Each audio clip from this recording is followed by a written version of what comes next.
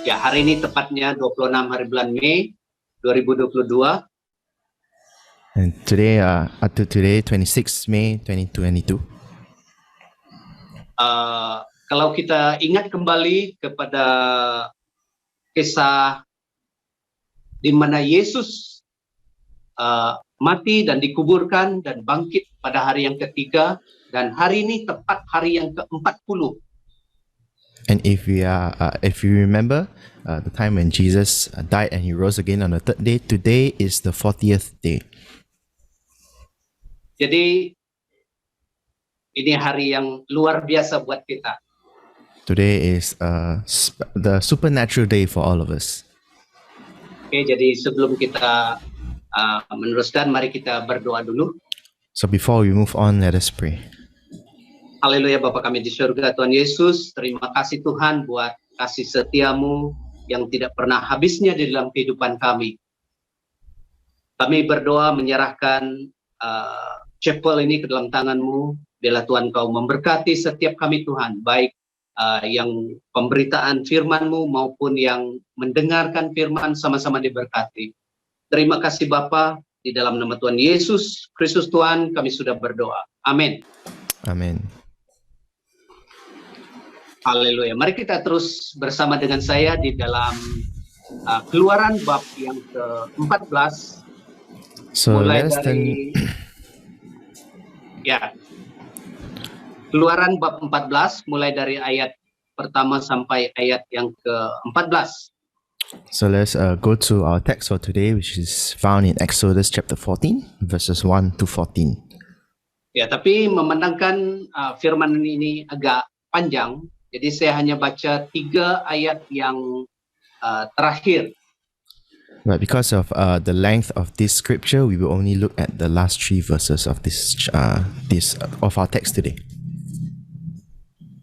Oke, demikian bunyi firman Tuhan. Sementara para pelajar atau student boleh memperhatikan di Alkitab masing-masing atau di screen pun sudah ada. So even as we focus our attention on the screen or on the Bible verses that you have. Keluaran 14 ayat yang ke-12. Bukankah ini telah kami katakan kepadamu di Mesir, janganlah mengganggu kami dan biarlah kami bekerja pada orang Mesir. Sebab lebih baik bagi kami untuk bekerja pada orang Mesir daripada mati di padang gurun ini. Tetapi berkatalah Musa kepada bangsa itu, janganlah takut, berdirilah tetap dan lihatlah keselamatan dari Tuhan yang akan diberikannya kepadamu. Sebab orang Mesir yang kamu lihat hari ini tidak akan kamu lihat lagi untuk selama-lamanya. Tuhan akan berperang untuk kamu dan kamu akan diam saja. Exodus chapter 14 verses 12 to 14. Didn't we say to you in Egypt, leave us alone, let us serve the Egyptians? It would have been better for us to serve the Egyptians than to die in the desert. Moses answered the people, do not be afraid. Stand firm and you will see the deliverance the Lord will bring you today. The Egyptians you see today, you will never see again. Verse 14, the Lord will fight for you. You need only to be still. Amin. Puji Tuhan. Amen. Praise the Lord. Ya, teks yang baru kita baca ini mengisahkan bagaimana pada suatu kali Musa memimpin orang Israel keluar dari perhambaan di Mesir. So even as we have read the text earlier on, it talks about how Moses led the people of Israel out of Egypt.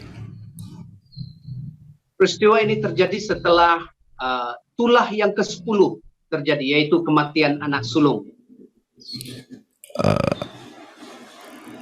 It's after the death of the firstborn of Pharaoh.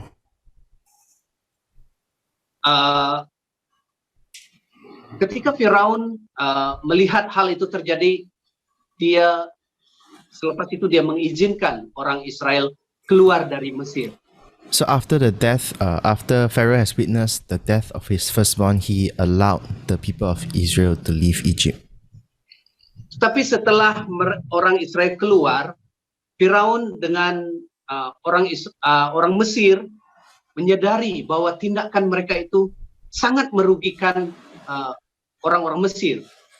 But after Pharaoh has allowed the people of Israel to leave Egypt, Pharaoh and the people of Egypt felt that they were at a disadvantage because they were using the people of Israel during that time. Karena dapat kita bayangkan kalau semua pekerjaan yang keras-keras, contohnya membuat batu bata itu semua dikerjakan oleh orang Israel. Tetapi bayangkan kalau semua itu pergi, siapa yang mengerjakan? Itu merugikan orang Mesir. So even as we imagine all the hard work doing in the time of Egypt, the Israelites were being used to build stones, to build pillars for the Egyptians, but now they have all left Egypt. Who is going to do the work? Maka dengan itu Firaun dan orang Mesir mengambil keputusan untuk mengejar kembali orang-orang Israel yang mereka sudah izinkan pergi. So after this, Pharaoh and his army, they decided to pursue the people of Israel and bring them back to Egypt. Dan ketika orang Israel melihat tentara Mesir sudah mengejar mereka berkata kepada Musa. And when the people of Israel saw the Egyptian army coming after them, the people of Israel told to Moses. Di ayat yang ke-12 yang kita baca tadi, bukankah ini telah kami katakan kepadamu di Mesir? Janganlah mengganggu kami, dan biarlah kami bekerja pada orang Mesir.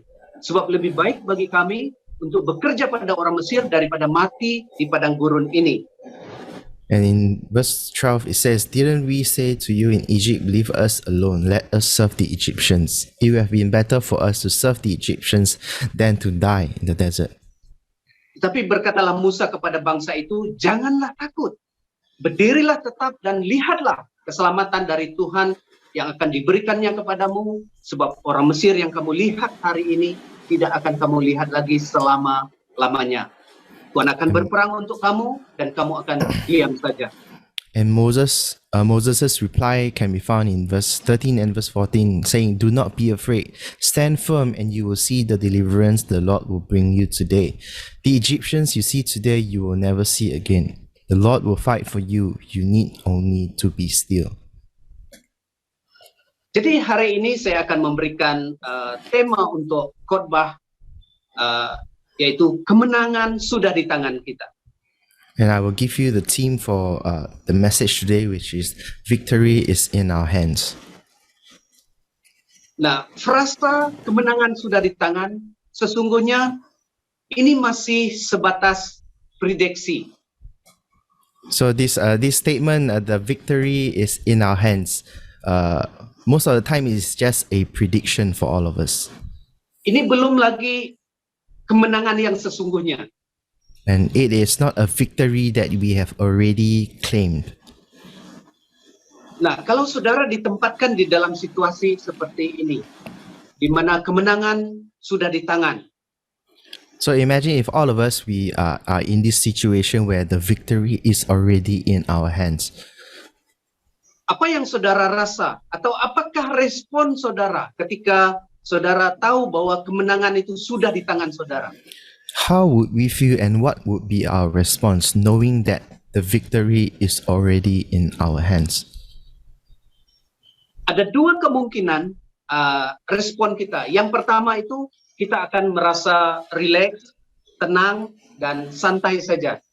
And there is two possibilities that will happen in our response. Firstly, we will feel very relaxed. We will feel that we don't have to worry about anything. Dan yang keduanya, kita akan terus berkomitmen tinggi, terus bekerja keras. And secondly, we will be even more committed, and we will work even harder. Kenapa seperti itu? And why is it so? Karena kita menyadari bahwa frasa kemenangan sudah di tangan itu hanya masih sebatas prediksi saja, belum lagi kemenangan yang sesungguhnya. And why is this so? It's because that we are aware that victory is already in our hands. Masih banyak lagi tantangan yang ada di depan kita untuk di dalam perjalanan untuk kita mencapai kemenangan yang sesungguhnya itu. There is even more obstacles ahead of us in our journey to obtain victory. Sebab itu tidak sedikit orang gagal mencapai kemenangan yang sesungguhnya. Sorry, Pastor, boleh ulang lagi sekali? Tidak sedikit orang gagal mencapai kemenangan yang sesungguhnya. And many have failed trying to achieve this victory. Walaupun tadinya dikatakan kemenangan sudah di tangan. Even though they are aware that victory is already in our hands. Jadi bagaimana respon yang benar ketika kita menghadapi persoalan-persoalan ke depan itu? So what should be the right response when we face questions ahead of our journey? Bagaimana respon yang benar? Yang pertama itu percayalah kepada Tuhan. So what is the right response? The first right response is to trust in the Lord. Di Keluaran bab 14 ayat yang pertama dan ayat yang kedua saya bacakan. Berfirmanlah Tuhan kepada Musa demikian. Katakanlah kepada orang Israel supaya mereka balik kembali dan berkemah di depan Pihahiroth antara Migdol dan laut, tepat di depan Baal-Zebon, berkemahlah kamu di tepi laut. In Exodus chapter 14 verses 1 and 2, then the Lord said to Moses, "Tell the Israelites to turn back and encamp near Pihahiroth between Migdol and the sea. They are to encamp by the sea directly opposite Baal-Zephon. Bayangkan, tentara Mesir sudah berada di belakang mereka. So just imagine the armies of Egypt is behind the Israelites.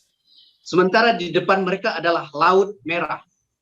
And in front of them is the Red Sea. Mereka tidak boleh berbuat apa-apa. And there is nothing that they can do. Tetapi yang tambah aneh lagi, bahwa Tuhan memerintahkan kepada mereka bahwa suruh mereka balik kembali dan berkemah di tepi laut. And something weird that the Lord commanded them to do is to turn back and to encamp around the sea. Jadi inilah adalah sesuatu yang idea yang sangat gila, crazy. Ya. So it is definitely a crazy idea. Sepatutnya mereka lari terus. You know, better for them to continue running. Tetapi sebaliknya Tuhan memerintahkan supaya mereka berkemah di situ. But the Lord has commanded them to camp there. Jadi di sini kita melihat bukan soal benar atau salahnya perintah itu. So right now the question is not whether it is a question of right and wrong to follow the Lord's command. Orang-orang Israel tidak sepatutnya bertanya kepada Tuhan, mengapa harus berkemah di sini, kan harusnya lari. The people of Israel could have questioned the Lord, no, why should we camp here and why should we not continue to run? Tapi bukan itu yang Tuhan maksudkan ketika Tuhan memerintahkan untuk mereka balik untuk berkemah di tepi laut itu. But that is not the intention of the Lord, that the Lord commanded the people of Israel to camp by the sea. Yang Tuhan inginkan adalah respon yang benar. So what is the right response?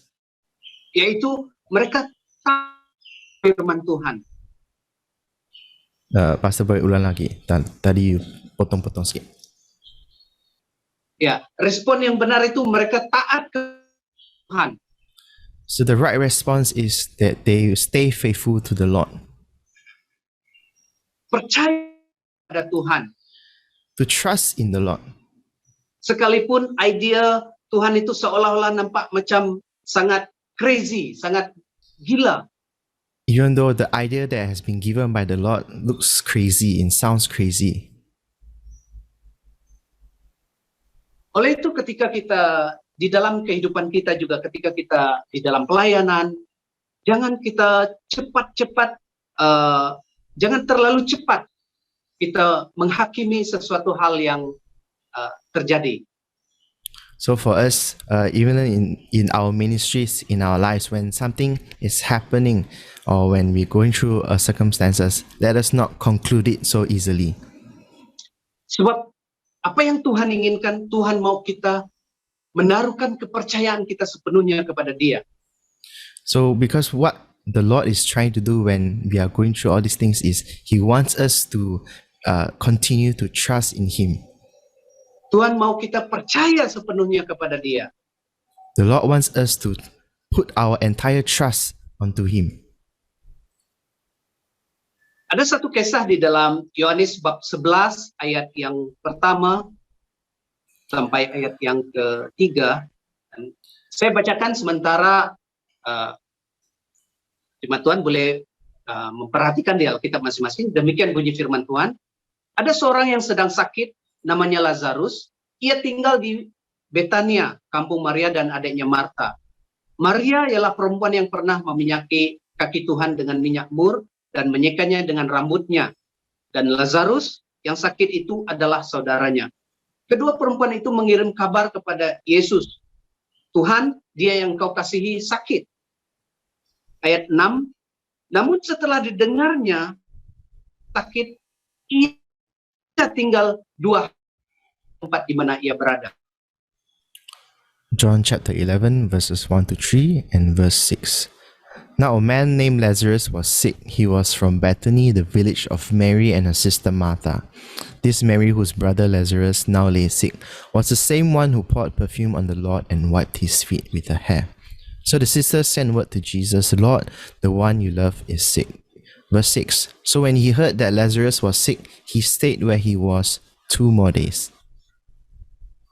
Bayangkan, mendengar berita itu bahwa harus sakit keras. Tapi bila dia sengaja lagi tinggal 2 hari di tempat dia berada. So imagine this situation when Jesus heard that Lazarus had already died. Jesus continued to stay where he was for 2 more days. Bukankah ini suatu hal yang sangat aneh dan sangat tidak masuk akal? And when we read about this, first thing that comes to mind that this doesn't make sense. Ya, Tuhan Yesus sengaja melakukan karena dia tahu apa yang dia harus dia lakukan. Actually, Jesus did this on purpose because there was something else in mind that he wanted to do. Dia mau menunjuk kemuliaannya bahwa di Allah tidak ada yang mustahil. He wanted to show his power that there is nothing impossible for God. Di dalam kehidupan kita takut jangan khawatir. Pastor boleh ulangkan lagi ya? Oleh sebab itu di dalam kehidupan kita, baik di dalam pelayanan atau apa saja yang kita kerjakan, kita jangan terlalu takut, jangan terlalu khawatir. So therefore in our lives, in our ministry, let us not be afraid. Let us not be worried. Sebab Tuhan tahu apa yang terbaik untuk kita. Because the Lord knows what is good for us. Percayalah kepada Tuhan. Amin. To continue to trust in the Lord. Amen. Sebab Tuhan tahu rancangan yang terbaik buat kita. Because the Lord knows the plans that He has for us. Yeremia 29 ayat yang ke-11 berkata, sebab aku ini mengetahui rancangan-rancangan apa yang ada padaku mengenai kamu. Demikianlah firman Tuhan, yaitu rancangan damai sejahtera dan bukan rancangan kecelakaan untuk memberikan kepadamu hari depan yang penuh harapan. In Jeremiah 29 verse 11 it says, for I know the plans I have for you, declares the Lord. Plans to prosper you and not to harm you. Plans to give you a hope and a future. Oleh itu ketika kita menghadapi persoalan atau tantangan dalam hidup kita, jangan kita takut. So when we face obstacles in our lives, when we face problems in our lives, let us not be afraid. percaya. Amin. To trust in the Lord. Amen.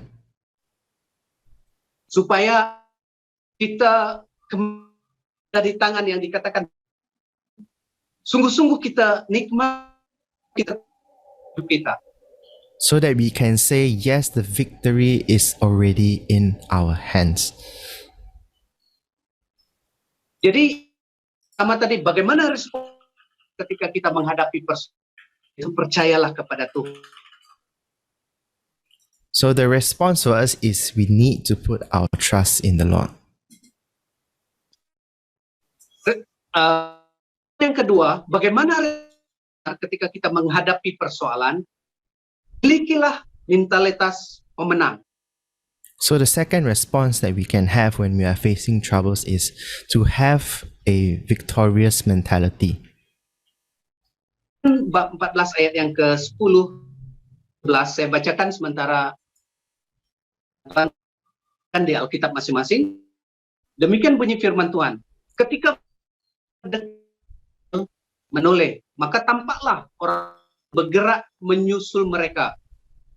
Ketakutanlah orang Mesir, orang Israel, dan seru kepada Tuhan.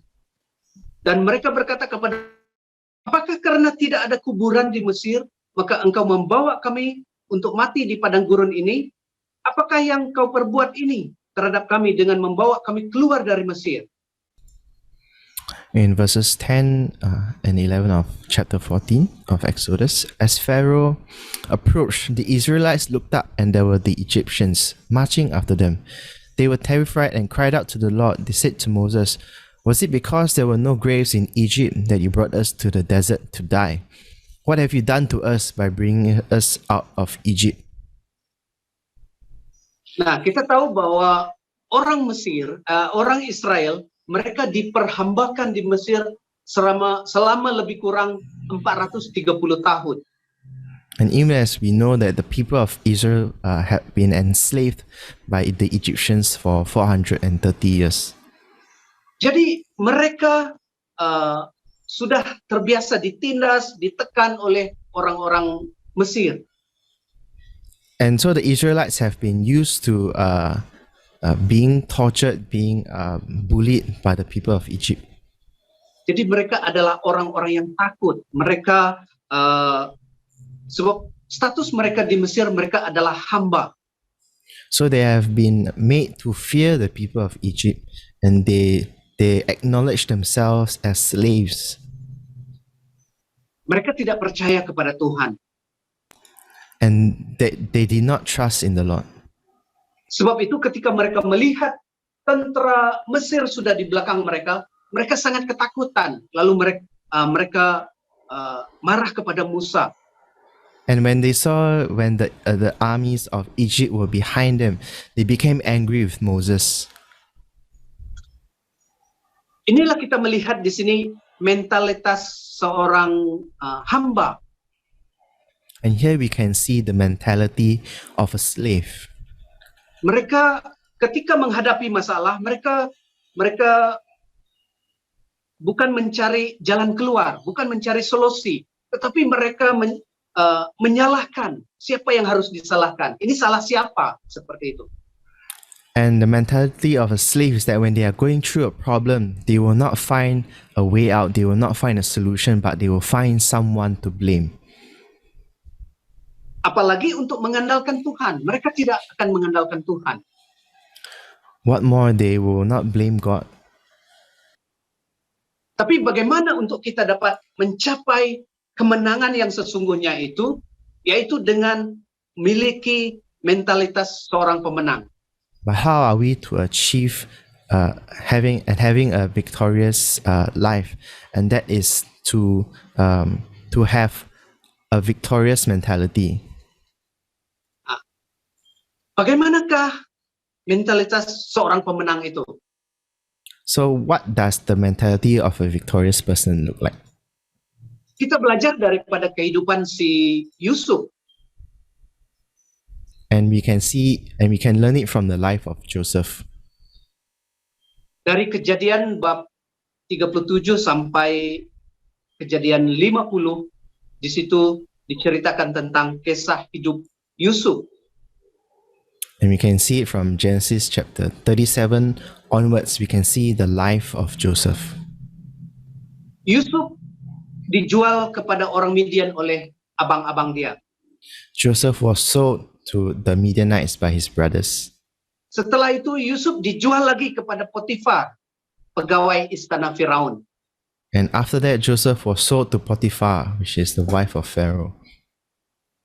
Tetapi setelah itu Yusuf sementara di rumah Potifar, dia dipercayakan kuasa atas rumah Potifar dan segala milik Potifar. And during that time, he was a slave to Potiphar and the house of Potiphar, but he was given some sort of power in the place. Nah, apa yang terjadi ketika dia berada di rumah Potifar? Dia difitnah oleh istri Potifar. And what happened in the house of Potiphar is that he was seduced by Potiphar. Sehingga dia dipenjarakan. To the point where he was being put into prison. Nah, pada waktu Yusuf dipenjarakan, dia dipercaya atas semua tahanan dan segala urusan di penjara. Pasal boleh ulangkan sekali, tali you lagging sikit. Ya, semasa Yusuf berada di penjara, dia dipercayakan kuasa atas semua tahanan dan segala urusan di penjara. So during the time when he was in prison, Joseph was given the authority to take care of the matters of the prison. Dan setelah itu Yusuf menafsirkan mimpi juru minum dan juru roti di dalam penjara itu. And during the time he was in prison, he was asked to interpret the dreams of the cupbearer and also the baker. Tetapi apa yang terjadi setelah itu? Yusuf dilupakan oleh juru minum. So after that incident, Joseph was not remembered by the cupbearer. Tetapi karena pemeliharaan Tuhan yang sempurna dalam hidup kita, jadi Tuhan tidak melupakan Yusuf. Jadi Yusuf diangkat pada satu kejadian di mana Yusuf menafsirkan mimpi Firaun, Raja Mesir. But because the Lord cares for us, then the Lord will not forget us. The Lord did not forget Joseph, and Joseph was led to interpret the dreams of Pharaoh. Nah, bukan itu saja, malah Yusuf diberi kuasa atas seluruh tanah Mesir. And not only that, Joseph was given the authority over the lands of Egypt. Jadi di sini kita belajar daripada Yusuf, walaupun dia 2 kali jatuh, sekali diangkat, sekali jatuh, 2 kali diangkat, dan sekali jatuh, 2 kali diangkat. And even as we can look at the life of Joseph, twice he was being brought down, but he was being risen up again. Jadi Yusuf tidak komplain, tidak ada penyesalan, tetapi dia jalani kehidupan dia di dalam proses itu. And during this time, Joseph did not complain, and Joseph continued to live, continued to move forward. Inilah mentalitas seorang pemenang. And this is the mentality of a victorious person. Dia tidak coba menyalahkan siapa-siapa. He did not try to shift the blame to anyone else. Tetapi dia percaya kepada Tuhan dan dia berpegang kepada janji-janji Tuhan. He continued to trust in the Lord and continued to hold on to the promises of God. Sehingga itulah yang menyebabkan pada akhirnya Yusuf dapat berkata di Kejadian bab 50 ayat yang ke-20 berkata, "Memang kamu telah mereka-rekakan yang jahat terhadap aku, tetapi Allah telah mereka-rekanya untuk kebaikan, dengan maksud melakukan seperti yang terjadi sekarang ini, yakni memelihara hidup suatu bangsa yang besar." Bab 50 kah? Genesis. Kejadian 50 ayat yang ke-20. And in Genesis 50 verse 20, Joseph said, "You intended to harm me, but God intended it for good, to accomplish what is now being done, the saving of many lives." Ya, inilah mentalitas seorang pemenang. Dia tidak cenderung salahkan siapa-siapa, salahkan pemimpin, salahkan metode, atau salahkan siapa-siapa. Tidak. Tetapi dia percaya kepada Tuhan. And this is the mentality of a victorious person, someone who doesn't push the blame to anybody but continues to trust onto the Lord. Demikian juga di dalam kehidupan kita, di dalam pelayanan kita, di dalam apa saja yang kita lakukan. So for us as well, in our personal lives, in our ministry, in everything that we do, Jangan terlalu cepat kita komplain. let us be not quick to complain. Jangan terlalu cepat kita sungut-sungut. Sungut-sungut. Jangan terlalu cepat kita memering, tersungut-sungut. Or let us not be so quick to murmur. Ya, cepat-cepat. Ya, tapi percayalah kepada Tuhan, berserulah, berdoalah kepada Tuhan ketika kita menghadapi persoalan, tantangan dalam hidup kita. Amin. Let us in those times continue to trust in the Lord, to surrender to Him and to pray. Amen. Karena ketika kita menyerahkan hidup kita kepada Tuhan, menyerahkan persoalan kita kepada Tuhan, kita lebih dari pemenang, kata firman Tuhan. Because when we surrender to the Lord and we put our entire trust in the Lord, we become more than conquerors. Roma bab 8 ayat yang ke-37 berkata, tetapi dalam semuanya itu kita lebih daripada orang-orang yang menang oleh Dia yang telah mengasihi kita. And in Romans 8 verse 37, it says, no, in all these things we are more than conquerors through Him who loved us.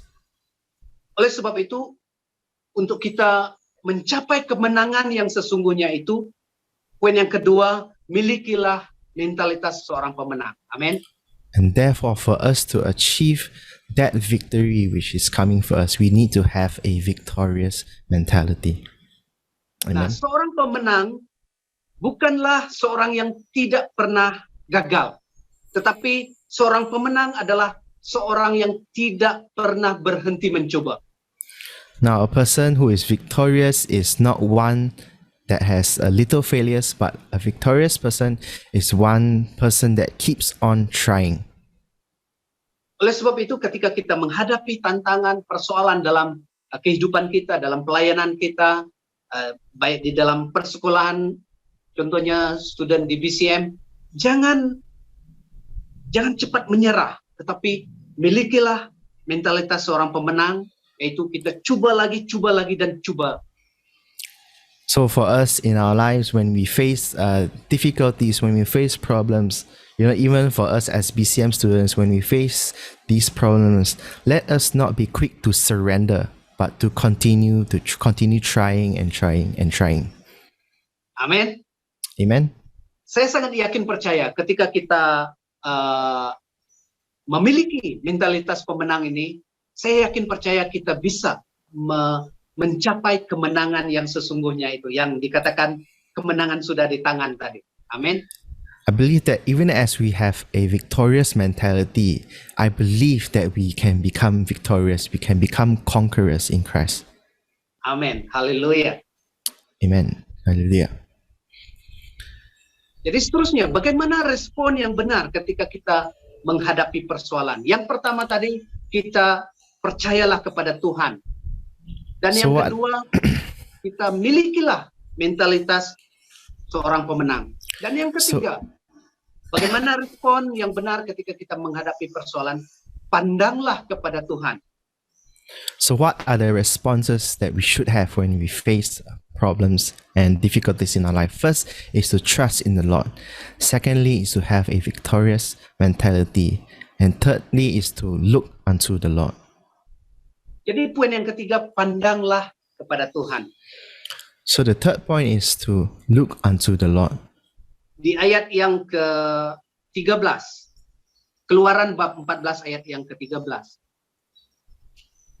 Demikian bunyi firman Tuhan, tetapi berkatalah Musa kepada bangsa itu, janganlah takut, berdirilah tetap dan lihatlah keselamatan daripada Tuhan.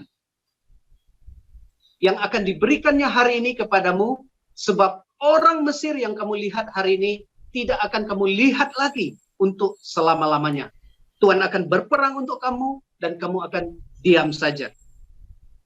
In Exodus chapter 14 verse 13 it says, Moses answered the people, "Do not be afraid. Stand firm and you will see the deliverance the Lord will bring you today. The Egyptians you see today you will never see again. The Lord will fight for you. You need only to be still." Jadi bagaimana respon yang benar ketika kita menghadapi persoalan? Poin yang ketiga adalah pandang kepada Tuhan. So our third response that when we face difficulties in our life is to look unto the Lord.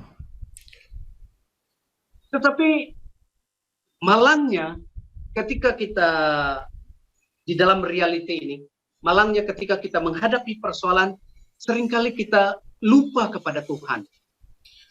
But oftentimes in reality, when we go through difficulties, we will forget the Lord. Kita cenderung mengandalkan kekuatan diri kita sendiri. We tend to rely on our own strength. Kadang-kadang kalau tidak mengandalkan kekuatan sendiri, kadang-kadang juga kita cenderung datang kepada teman, share kepada mereka. And when we forget to rely on God, we tend to share with our friends. Tetapi respon yang benar sebagai untuk kita mencapai kemenangan yang sesungguhnya itu ialah kita seharusnya pandang kepada Tuhan. But the right response for us is that we should look unto the Lord. Nah, pandang kepada Tuhan itu apa? Maksudnya kita percaya kepada Dia, kita menyerahkan seluruh kehidupan kita kepada Dia, dan juga kita bertindak sesuai dengan apa yang kita percaya. And what does it mean to look to the Lord is we continue to trust in the Lord, we surrender to the Lord, and our actions will be the same as what we believe in. Matius 14 ayat yang ke-30, tetapi ketika dirasanya tiupan angin, takutlah ia dan mulai tenggelam, lalu berteriak, "Tuhan, tolonglah aku." And in Matthew chapter 14 verses 30, but when he saw the wind, he was afraid and began to sink. He cried out, "Lord, save me." Nah, ini adalah kisah satu kali di mana setelah Yesus bersama dengan para murid Dia memberi makan 5.000 orang. And this was after Jesus had fed the 5,000. Yesus menyuruh para murid Dia untuk pergi belayar ke seberang terlebih dahulu, sementara Dia naik ke bukit untuk berdoa. And Jesus asked his disciples to go ahead of him as Jesus went up to the mountain to pray. Nah, setelah 2-3 mil mereka belayar, tiba-tiba angin kencang datang.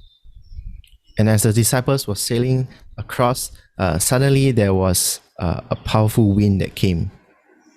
Sehingga mereka sehingga perahu mereka atau kapal mereka hampir tenggelam. Up to the point the wind was so powerful that their boat almost sank. Dan tiba-tiba Yesus berjalan di depan mereka.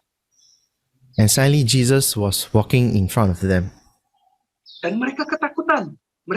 Mereka pikir itu adalah hantu. And the disciples were afraid. They thought that the person that they were seeing was a ghost. Tetapi Yesus berkata, "Jangan takut, aku ini." And Jesus said to disciples, "It is I, do not be afraid." Kemudian Petrus menjawab Yesus, "Kalau engkau itu Tuhan, suruh aku berjalan di atas air." And then after hearing this, Peter said to Jesus, "Lord, if it is really you, command me to walk on the water." Lalu Petrus berjalan di atas air.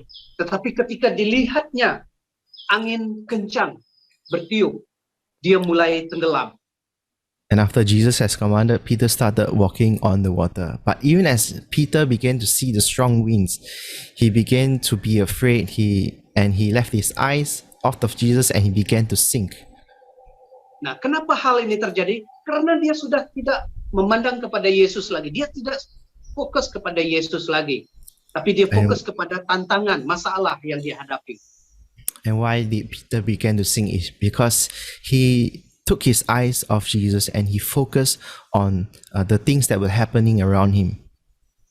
Jadi kalau kita mau mencapai kemenangan yang sesungguhnya itu, kita harus, poin yang ketiga, pandang kepada Tuhan. Amin.